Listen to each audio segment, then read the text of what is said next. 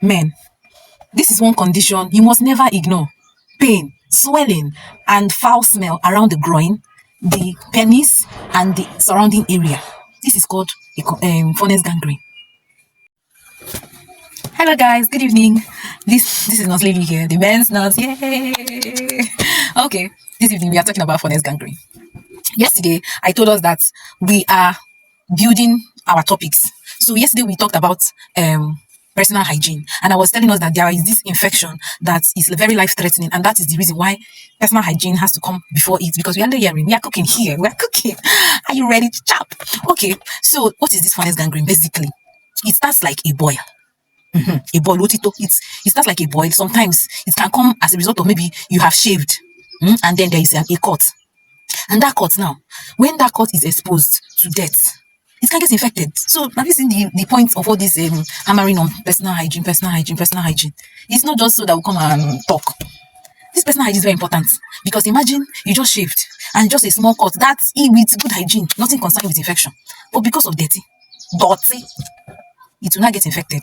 Because of poor living condition, it will not get infected and then expose you to a very life threat. Forniers gangrene, they say, is rare. In my opinion, it's more common than you can imagine. My personal opinion, it is increasingly getting common every day by day. For instance, currently, where I work, I have 4 patients, 4 that has this medical condition, 4 men that has this medical condition. So you see, when you have 15 patients and 4 are having the same condition, will you say that condition is rare? You'll be the judge. I don't think so. One may ask, no, dirty cannot just cause this thing. There must be something. Yes, dirty may not just be the only cause of this very deadly infection, but dirty also cause here. Also cause here. And I will explain. Okay, just imagine a situation where you are already immunocompromised. Maybe someone that has an immunosuppression, maybe from an ongoing treatment, or HIV, or some other immunocompromising conditions, now come and become a dirty person on top of it. Also, abala. So this Forniers gangrene now can be caused by a lot of things, but the 3 top of the list: hygiene. Number 1, because if you had a razor cut while you were shaving and you're a clean person, then how will the infection come? Do you get? Secondly, if you have diabetes mellitus condition, you are highly susceptible to this disease condition, because you are, depending on the type of diabetes you are dealing with, there is a lot of glucose in the blood, and glucose and wound healing are 2 parallel lines that cannot meet easily. So that is why it is one of the top major conditions. The third condition that can cause this is, just like I said earlier, immunosuppression. If you are on any suppressants like drugs, people undergoing chemotherapy, that can be a predisposing factor. Another I bite my tongue. Another predisposing factor would be some disease conditions like HIV and AIDS. So let me be clear on one thing: this is not a sexually transmitted infection. It cannot be transferred from one person to another. It's just an infection that is caused by a bacteria that someone can harbor. Do you understand?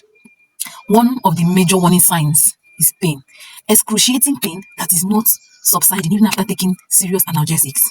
So once you have a pain in between your leg, some people don't know where their groin is because they think it's a big terminology. Groin is in between your patagina, in between your leg, the scrotal area. Under, it usually attacks the scrotum. It will swell up, and some people may not be free enough to open their mouth and say, "There's something paining me here. There's something paining me," until the thing becomes a medical emergency. Do you understand? So that is one thing you have to look out for: pain. And do not self-medicate. Once you have pain in your groin area, you come into the emergency room.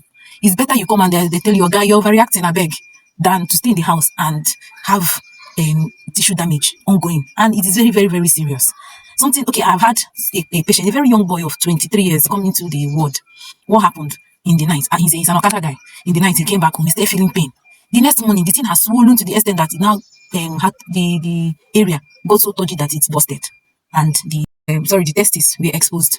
So, and then they had to debride, and constant wound dressings began. Then, when the area cleared off, and of course, there are strong antibiotics that were used, IVs and all that were used to combat this what's it called, this infection. So when the organism had been arrested, and then the area debrided, the slaw wore off, then he went in for a plastic surgery and some flaps were created and covered and everything. So, and he was totally fine. That was because he came in early. Imagine an Okada guy that came back from work at 7, let's say even just get 7 p.m. They're noticing pain. Before the next day, before 12 hours, the thing has already gotten so touchy and has busted. That is to show you how life-threatening, how serious this condition. Do not take pain in the groin lightly. Dear men, your health is your responsibility and you should treat it as such. If this message was helpful, please share it. You may be saving a life. Like, share. See you next time. Ciao, ciao.